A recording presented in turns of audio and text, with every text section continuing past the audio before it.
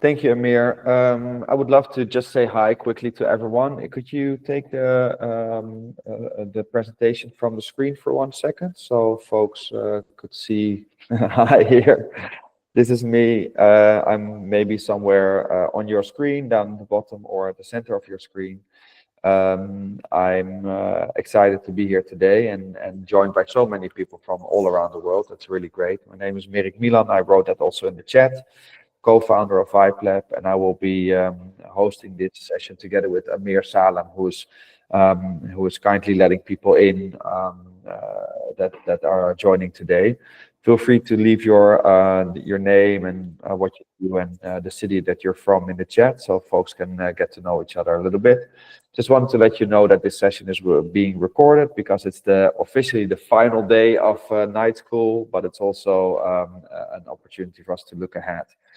Yeah, and I think without no further ado, I would want to kindly ask Amir to now start presenting, and then we will walk you through a little presentation that we have for you today. But I will get to that in a second.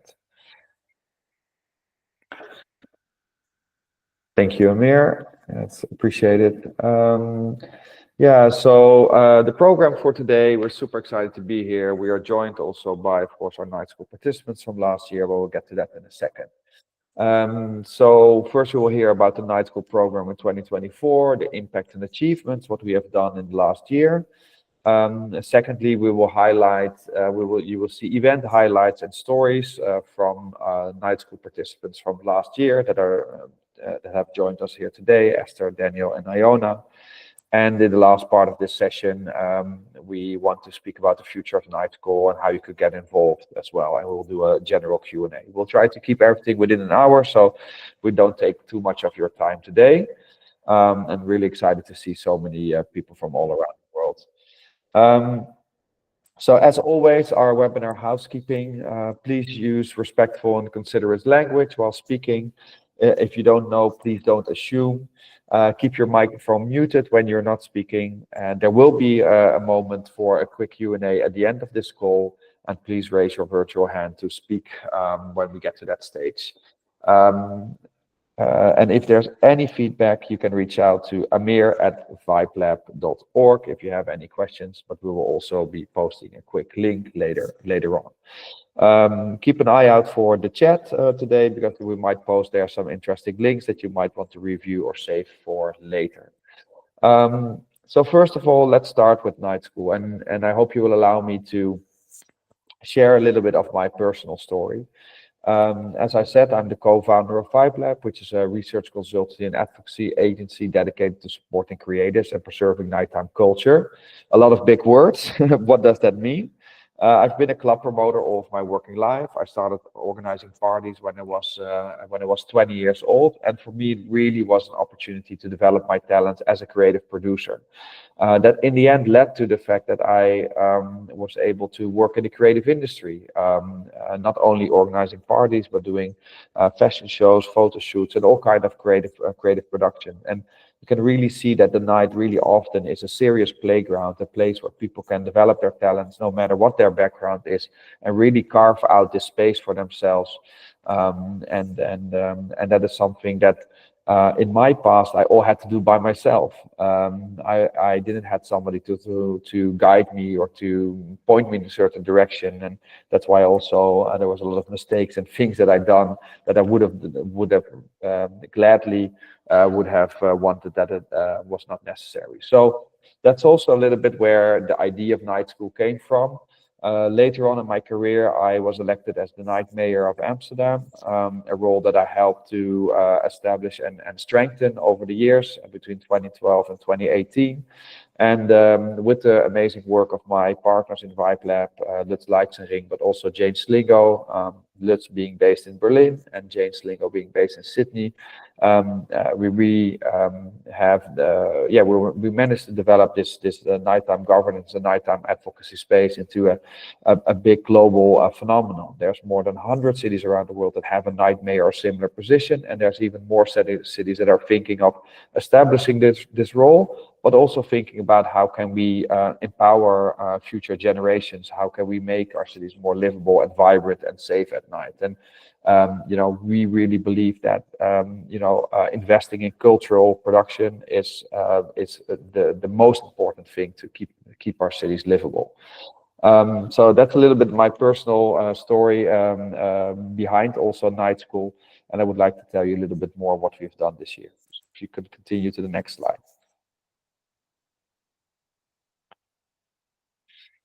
So Night School was a project that was founded with the collaborative effort of our 5 partners. A few in Brussels, Basis in Südtirol, Transfer project in Malmo, and Canapes cultural centers in Riga. This is a joint effort of all these organizations, and this project was co-funded by the EU through their Creative Europe project.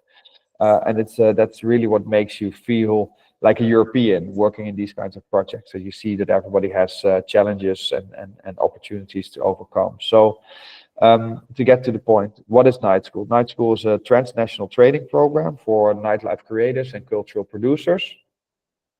It really focuses on sustainability from an environmental, social, and economic perspective. And it was supported by Creative Europe and 5 partnering organizations. The idea behind Night School very much stemmed from the fact that there's really often a lot of people that are doing great things in their local communities, working in developing progressive policies or approaches or initiatives, I should say, and supporting each other to peer-to-peer learning. That's also how I got educated, or I learned a lot in organizing events. And this is really where also Night School or the EU came into play, because the EU could help us in exporting that knowledge to other people in Europe, and to really make this a transnational training program. And the peer-to-peer aspect was a very fundamental part of this journey. So our Night School program in 2024 consisted of we had submissions of more of 220 participants that signed up for the micro grant program. It was a really hard task for us to boil this down to 15 selected participants. I can say alumni now after they finished this Night School project, and you can see there was a very diverse and widespread of European countries, and also neighboring countries that are seen as members of the EU. You will hear more about these stories in a bit. So the most important part of Night School in last year was that we supported 15 cultural producers with a micro grant. We took them across Europe in 7 days. It was a road trip, a journey to never forget, from Riga to Brussels to Cilandro in Südtirol. And during those 7 days, everybody got training on the 3 different topics, which I will elaborate a little bit more in a second. We visited 3 nightlife venues, and of course we explored the city as well. And also we included 10 sustainability experts in the variety of fields. And during this week, there was a lot of interaction and exchange between the members, and it was really interesting to see that that everybody is fighting their own battles, and everybody has their own challenges. But some of these things are also similar, and that's why you can really learn from each other, and work together on this. If you could continue to the next slide. So Night School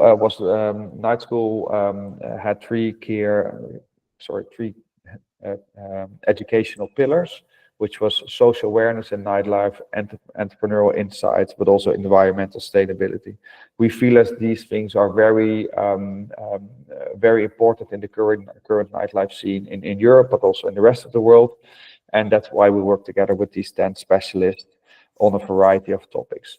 Together with our together with our the nightclubs and the partners, we have developed modules in these 3 topics.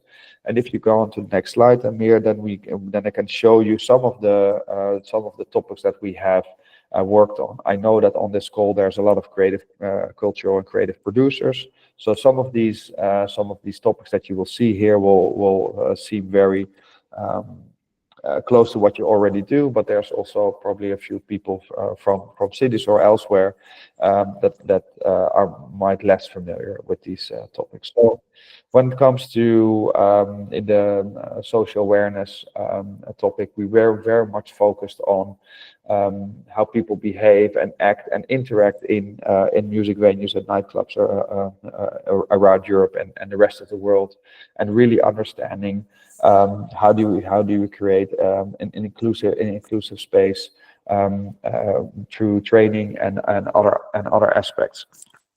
My apologies. And other aspects.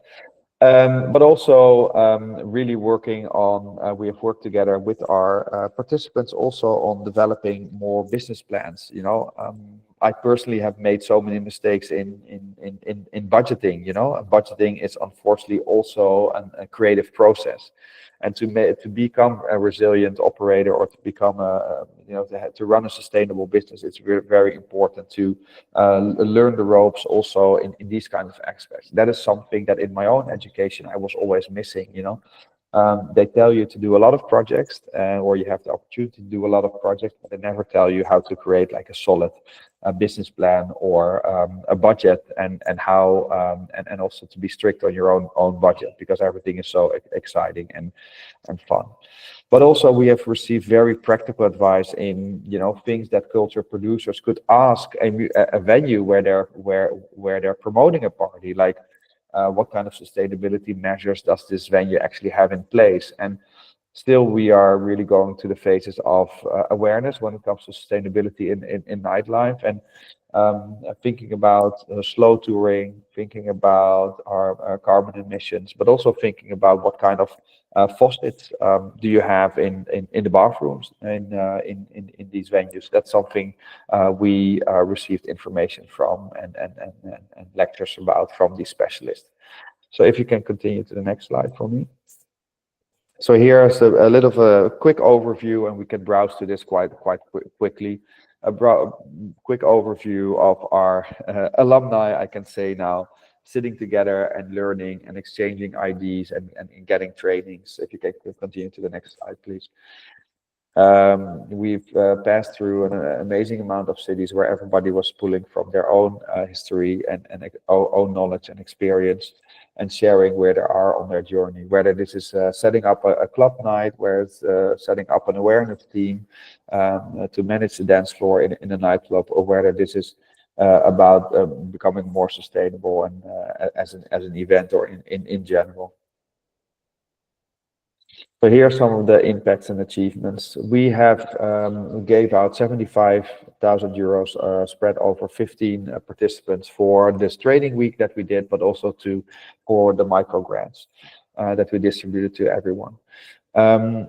This was for us the first time as Vibe Lab, and also for our consortium partners, to really give out grant money. And if I would have gotten a small amount when I was younger, that really would help me to, you know, to set up my event series, or make sure that at least that event breaks even, so that you can grow your event in the future. And if you continue to the next slide. Yeah, so as we said, 15 sustainable events were produced all around Europe after our road trip in June. Please continue. It was 14 event cities that this took place. And if I'm correct, this was like 11 European countries. And if I'm correct, there was over more than 5,000 people actually visited the events over the last, in this past year. And this is how you can see how the event was distributed. The events were distributed across Europe.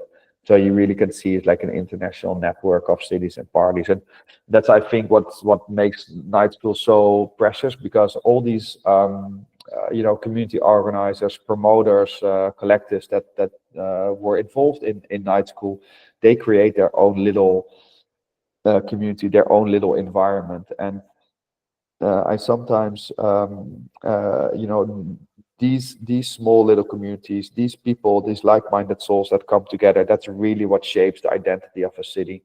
And I think that's a value that we've created and that you all have created through Night School that is unprecedented. So please continue to the next slide. Yeah, so these events were not just raves, although we all love to rave and dance and party, but actually there was a lot of a lot of the events that took place with support of Night School, fostered a wide variety of things that we do. So not only music and dance, but also spoken word performance, panel discussions, and really, you know, making this into passing on knowledge and sharing ideas and making sure that people can find their voice. If you can go to the next. Yes, so here we are. More than 5,000 people visited the events that took place in these 14 countries. That, as we mentioned before, and I think that's a really great impact of Night School over the past year. And then, of course, there's a lot of creative talent that were booked and that got an opportunity to grow their capacity, because you can only learn so much by doing and being live on stage, or performing in a club, or organizing, creating artwork. That's really what helps you develop your talents. And we worked with people, or the Night School participants, alumni, they worked with people from all over the world. So it was not just, not just locked into Europe. There were people that were flown in or got the opportunity to play from elsewhere as well. All right, so I'm going to hand back to Amir Salem, who has been one of the lead figures in Night School program over the last year. He has guided all our alumni throughout the year and has been in close contact with everyone. So he will do a little interview with our Night School alumni that we have on the call, and will highlight not all, but just a few of the events that took place. Over to you now, Amir. Hi all, it's great to meet you. Amir Salem, he, him. I'm originally from London, but based in Berlin. And like Mirk was saying, it was great to be involved in Night School as a project manager and learning. Really want to focus on it being a two-way street. I learned as much from the participants as we also shared knowledge. So I just want to give a little bit of an overview of some of the events. And yeah, we had so many events happening, so many different formats. Here's one club night that happened in Hasselt. This was a great one. This was in Leipzig. So this was a ball Friday functions in Leipzig in Germany. We also had Anti-Tech Vibration, which was thinking about extractivist economies and Congo. So this was a solidarity party in Chaos Village in Brussels run by Shade. There was also parties in Warsaw and in Bologna, and of course in Riga and Athens, and so many more, and I couldn't do it justice really. So I'd love you to all go maybe to the Night School Instagram page, where you can learn and follow these various creative space around Europe.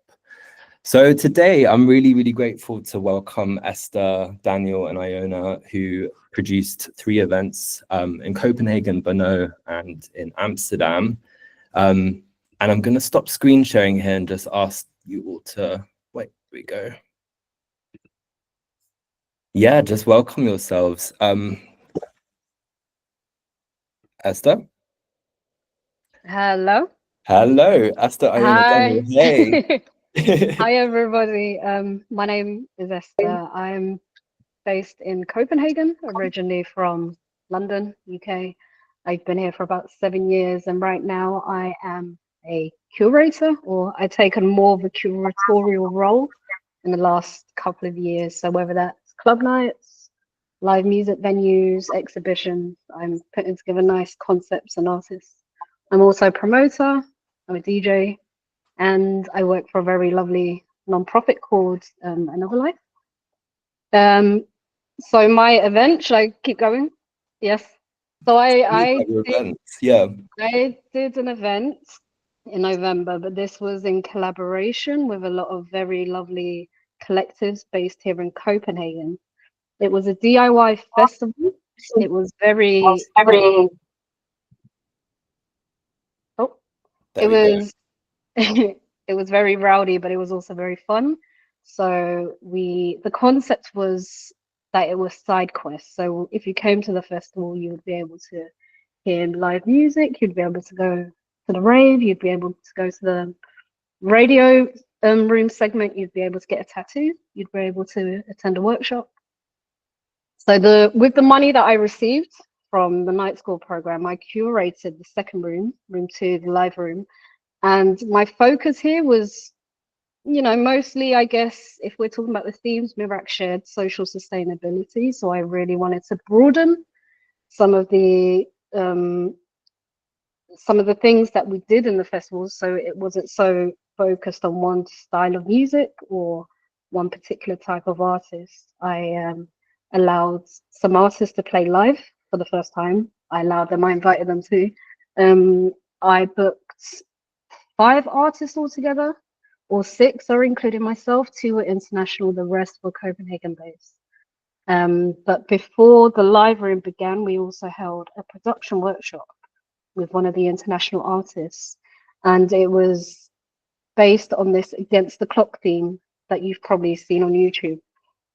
And the reason was we wanted to create a nightlife concept that actually appealed to more people. So if you wanted to arrive at 6, there would be something for you to do that perhaps had a more educational, social feel, but wasn't rooted in, getting drunk and running around and dancing. But you could participate in different ways. So the event itself, I'll be quick and wrap it up here. The event itself was hosted in the northern part of Copenhagen in a space called Art Maze, which is traditionally a event space, but mostly for big exhibitions and runway shows and car fairs. So our aim was to try and do this DIY rowdy idea we had collectively, so that we could have some kind of case study if anybody else wanted to do it outside of the formula of the clubs that we have at the moment, which in Copenhagen is quite limited and quite restrictive if you have some crazy ideas. Perhaps later on when we talk about some more questions, I can share some of the challenges I had. That's my event. Well, that was brilliant. Thank you, Esther. I'm going to follow up with a question immediately. I'm kind of curious, maybe how did Night School help you develop some of the tools, the languages and approaches to convince, venues in Copenhagen about programming formats like yours? I'm really curious. So first and foremost, a lot of us came from, free party DIY rave scenes. So we we don't have a lot of experience of conceptualizing stuff in a language that you can present to a lot of these, formal bodies and policymakers. So that was first and foremost. Secondly, budgeting. It was actually very expensive to hire out this venue. Luckily, I wasn't the lead for that. That's really good because I'm not so good at money. But we really sat together and decided that within our collectives, we would be responsible for different areas. So I was solely responsible for making sure room 2 was produced well. We had enough volunteers, all the operational stuff, but also the promotional and the budget, was green, so that the overall festival wouldn't be in minus so much. So I would say Night School really helped with a lot of the more business organizational structure of the event. Oh, thank you. I'm going to move on to Daniel as well. If you maybe want to just say where you're based, what you do, and tell me about your Night School event. Yeah, sure. So, hi, I'm Daniel. I'm originally from Canada, from Toronto, and I moved to Europe around 7 years ago now. 3 of those years were living in Germany as a ballet dancer at the National Theatre in Munich. And then the past 4 years have been living in the Czech Republic, slowly transitioning from this ballet career into something a bit more, I don't know, I don't want to say culturally creative, but definitely more in line with grassroots culture, music, project management. So if Yeah, if I had to give myself one of those sticky terms, it would probably be like creative direction and project management, specifically for European projects. So Creative Europe, just like NightSchool and these sorts of projects. I think a lot of my work is revolved around this cultural center here in Brno called Vitamin. We started Vitamin around 3 years ago, and now it's expanded its programming. We have a cinema there, a restaurant, a theater space, 2 club spaces. It's kind of a larger creative hub for the community here. And within that hub, I'm also running a community radio called Infame Radio. We primarily broadcast electronic music, but the program also expands into podcasts and other areas. And yeah, I think that's kind of the basis of my work, pretty much, I would say. And the event that I started is called Most, which in Czech or Polish is bridge. And it was the beginning of a Central European radio network formed between Infame Radio here in Brno, Call-Shop Radio in Leipzig, and Radio Capital in Warsaw. So this idea most likely stemmed from a cold December morning where I was lucky enough to get an invitation for the radio to join a larger European radio network called 25AV. This is like a Creative Europe funded network between Brussels, Munich, Milan, Athens, and now Brno as well. And I kind of stewed a little bit over why we were selected to become a partner in this network. And obviously, I think a lot of the consideration was into having some sort of Central Eastern European partner within the consortium. That's a big key topic for funding these days. And then it begged the question, I guess, for me, if we were going to enter this larger European network, why wouldn't we create something specifically stemming from the community in Central Europe, so we could almost do some sort of a survey and collect data on what we want to say as a community, and then bring that to this larger network. So NightSchool was a key way for me to find funding to start that network. And then I teamed up with some really awesome people. Actually, Yuri from Call-Shop Radio is on this call, I saw. And yeah, we just made it happen, which is super awesome. I was really excited. A bunch of people showed up. We played some music. We had some talks, I don't want to downplay it, but it was really a formative experience for me. Of course, if you want to check it out more in depth, check out our Instagram. It's all documented there too. So. Daniel, that was brilliant. I've got kind of a follow-up question here, and maybe you could speak a little bit to the importance of funding and creating opportunities in underserved parts of Europe, thinking about Most here as a bridge. Yeah, exactly. I actually have a quote from a book that I'm going to read to start this question.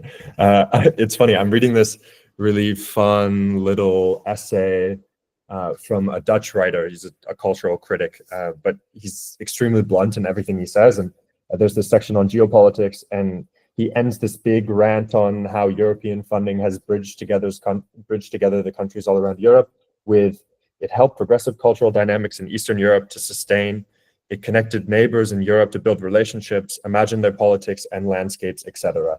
So this is a statement that I agree with in a lot of ways. I think European funding has created a lot of accessibility for communities in Central Europe, the Balkans, southern communities. But I think there's still this sort of gap in representation within the funding. A big part of this is, the idea of there's one funding language that's used for all European-based funding, and that's a language that, in my opinion, is more accessible to Western societies. So I think it's really important for us to focus on building up the communities in Central Europe, in the Balkans, in Eastern Europe, so that they can also have access to these opportunities that are available to them in writing, but maybe not available to them in reality. So this was a big focus of our projects for Most. And I think part of the programming, we had this talk about public funding and accessibility, and quite a few creators showed up to that. We took notes. It's published on the radio as well after. So I think leaving a legacy of some resources about what we figured out through what I figured out personally during the NightSchool process, but also what we've figured out while creating this radio network called Most. I think that's really important for giving back to the community that's given so much to us as well. Yeah. Yeah, So thank you. bit of a Thank you rant. so much, Daniel. That was really insightful. And then I have Iona here calling in from Amsterdam. Maybe if you start with where you're based, what you did for night school, etc., etc. Thank you, Amir, for the introduction. My name's Iona, and I'm based in Amsterdam, but I'm originally from Scotland. And in terms of what I did for night school, I threw an event called Tools, which is run by the collective I run called the Queer Agenda. And Tools was an event, kind of a mini festival, I would say. And the name kind of came from the idea, it kind of nods to the concept of the handy woman, which is a common stereotype of lesbians and queer women. So we kind of lent into that, wanted to reclaim it a bit. And I think something that was important for us when throwing the event was that when you're throwing a queer event, we wanted people to go in and feel like their different segments of their identity were represented. So we had, I think, around 4 or 5 live acts on one stage. We had DJs on the other stage. We also had another stage of up and coming DJs as well. So we like to bring different musical elements into nightlife. We also had a photo exhibition as well. Because the collective I run, we also do a lot of photography as well. So we had that.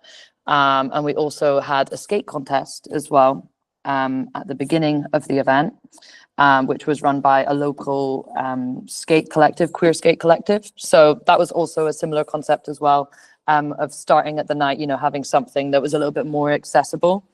So that was a really nice thing as well. We also had some pro skaters as well that were sponsored in to come from different parts of Europe. So it was also like an expo as well. And yeah, the event was super fun. We had a lot of people come, and I think it was like 850 tickets we sold. So it was a very big event. And yeah, it was super nice. Brilliant. So I want to open this up to you three. Maybe Esther, you want to share a little bit about the challenges that you ran into maybe with programming spaces, and challenges that you might have run into, Iona, as well, and Daniel. Yeah, sure. I can say that I'm sure a lot of people in this live chat will probably be aware of. When we worked in a space that wasn't a regular club setting, there were just some resources and facilities that we didn't have. That was an issue for us. So whether that be toilets or, you know, a bar or, you know, security or accessibility to the venue, because, you know, these type of venues aren't necessarily designed for the purposes we had in mind.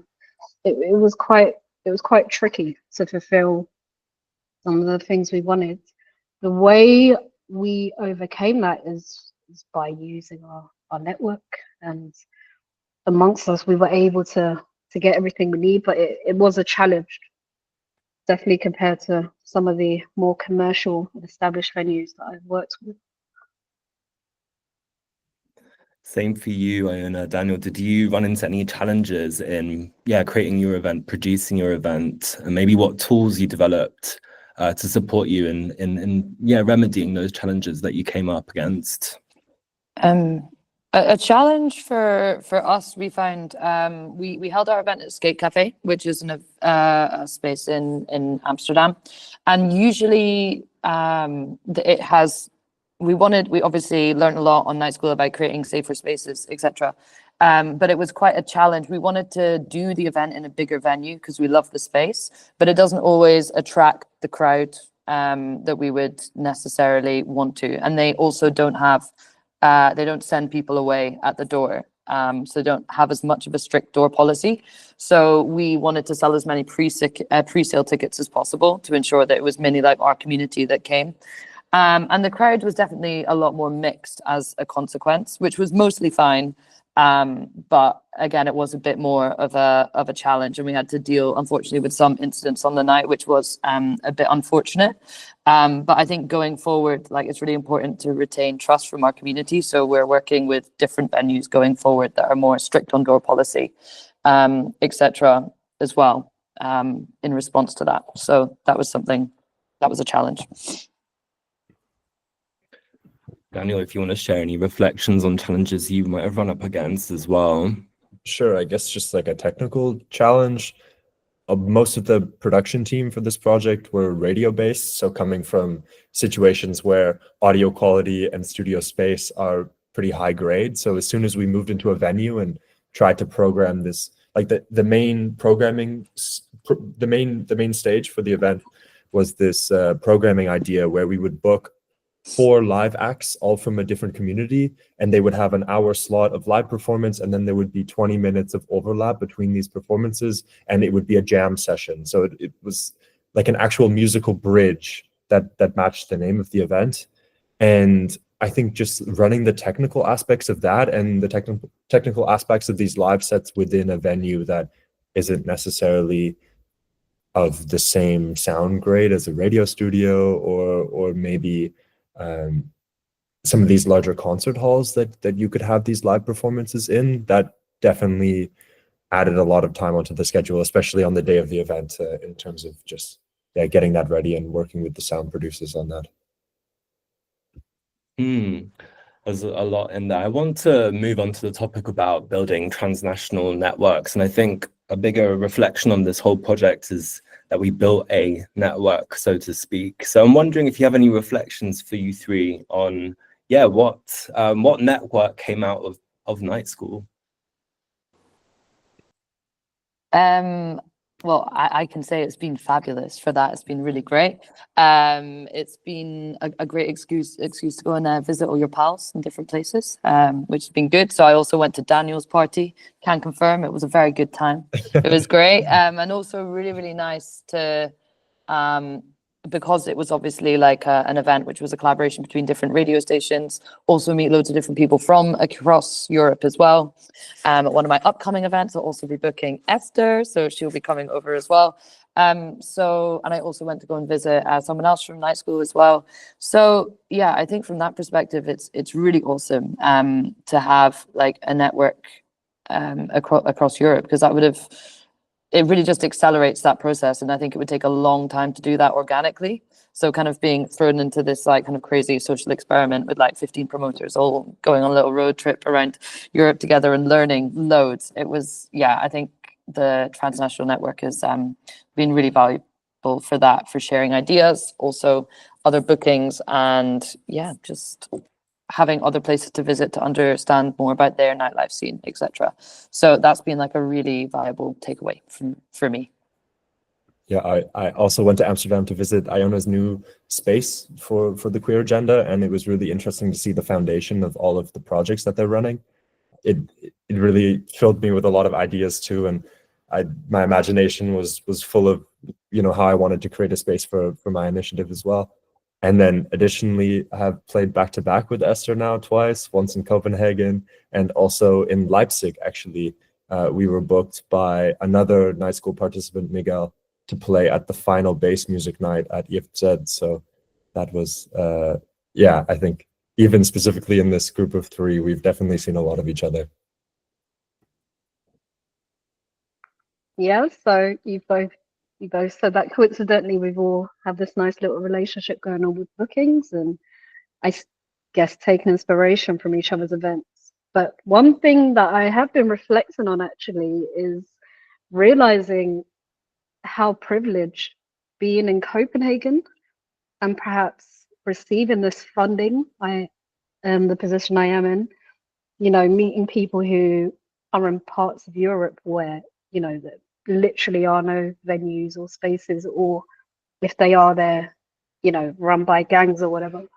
So it really made me reflect about if I were to apply for funding again, how else I should use it in a way that I guess serves parts of Denmark, maybe not so Copenhagen centric, in a better way.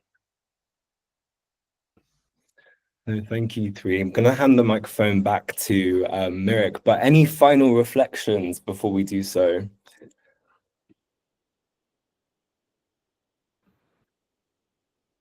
Yeah, I guess it's just been a really nice process to take time to imagine what our projects could become. and how to formulate them in the best way possible. Just like the basic concepts of creating a pitch deck that works to pitch your ideas to different management, cities, perspective, partners, the list continues. And I think we all are pretty excited about what's to come, for sure. Thank you so much. Oh, sorry, Iona, go on. Oh yeah, no, just to echo what Daniel said as well. I think also on the topic of sustainability, I think it's really good to have the language as well, and a better oversight as well of understanding your position as like a promoter, curator, and other stakeholders as well, and how you can work together to make your events and make like what you do more sustainable as well in the long term, whether that's from a financial perspective and in terms of social sustainability as well. So yeah. Amazing. Thanks so much, all of you, for sharing these insights. And so great to hear that there's already like interconnections between the Night School alumni that have been made during our crazy educational week, but also that this continues. I'm sharing with you here also a link to our Instagram page, where you can also find all the links to the people that are speaking here today and to check out the parties that they have done. We will continue posting, of course, the outcomes of our events there as well. And what I think, what I really come away with when I was listening to Esther, Iona, and also Daniel speak when we were preparing for this call, of course, earlier this week, is that I feel as though that, like, although the education was very much like very practical and hands-on advice on a lot of different things, this peer-to-peer learning aspect has become one of the really key assets, basically, that Night School has provided in the last year. And I think also that Night School actually has become a bit of a leadership program, in a way, a capacity building program for hopefully developing sustainable careers in the nighttime space. And we really see there's like real honor and also we get gratitude from working in in a way on the grassroots level. I think that's where real connections are being made that will can last us a lifetime. And I'm super grateful for your contributions here today, but also for all the efforts, everyone, and yourself, and all the other Night School alumni that are on the call today. So thank you again, also for trusting us in taking you on this journey with us.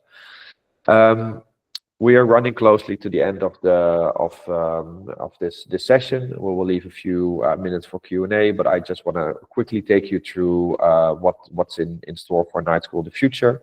So if you can continue to the next slide. So we want to keep on developing Night School, of course, coming year, searching for funding opportunities to create this impact. We will be developing 2 tracks, which is an educational track for cultural producers, which you have heard a lot about today, but also an educational track for policymakers. We see that there are still a lot of gaps in what is happening in policy, and actually what people need on the ground, what people like Iona, Daniel, and Esther, what they really need, and what they need to make the city vibrant and safe and inclusive at the end of the day. So that's why we're developing 2 tracks. If you continue to the next slide. But we also see that there's a lot of challenges that cities face. From every side we hear there's a declining cultural offer, and that venues are due to gentrification and rising costs. It's much more difficult to organize and operate events. We see that there's a huge decline in music festivals that are being organized. And so therefore there's really a need for capacity building of cultural producers to create resilience and also economic benefit for the cities in general.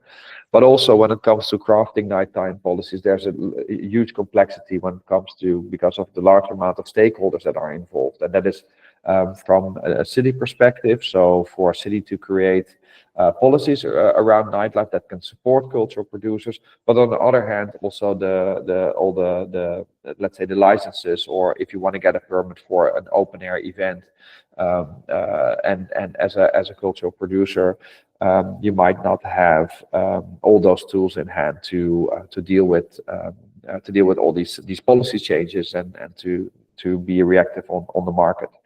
So if you can continue to the next slide. So NightSchool would like to help in a few ways. So we see that the benefits are capacity building, as we spoke about today. It's about strengthening public and private partnerships and collaboration. We really bring in also the Vibe Lab data-driven approach with these variety of topics to the research pieces we have done in a variety of cities. But we also hope to accelerate policy development for this group of cultural producers. And we would like to achieve this through an educational approach with tailor-made designs and also actionable tools, and with the expert guidance that we can provide to people, we hope to make our cities resilient and strong. So if you continue to the next slide. So what is the solution that NightSchool provides? It's a customized learning for policymakers or cultural producers. What we will offer is a self-paced online course and courses and modules. This will be video sessions that will with leading nightlife experts, and you will also receive practical assignments that are tailored to your city or event. All in support of cultural production. That's really what we try to aim for in 2025. And if you continue to the next slide. Then I think, what's the question that we want to leave with, and then we can, maybe there are some questions, there might be a whole variety of questions that folks might have. But there's a few ways to get involved, because we understand that on this call, there's a whole variety of different people with different backgrounds. What I will do to start with, of course, you have signed up already to receive the invite of this call. But I'm going to drop here a small link in the chat. If you're interested in getting in contact with us and registering your interest, that would be really great.